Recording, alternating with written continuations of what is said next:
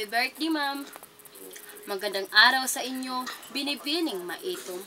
Ako ay buong pusong bumabati sa inyong kaarawan.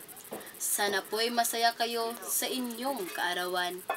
Ipagdadasal ko po na palagi kayong malusog. Nagpapasalamat din po ako ng buong puso sa lahat ng iyong tinuturo. Dahil marami po akong natutunan sa mga bagay-bagay. Pagpasensyahan nyo na po kung makulit kami minsan. Sana'y patawarin niyo po ako kung may nagawa man akong kasalanan. Sana po'y hindi kayo magbago hanggang sa huli. At ikinararangal ko po na kayo ang aking guro. Natutuwa po ako na maging estudyante niyo.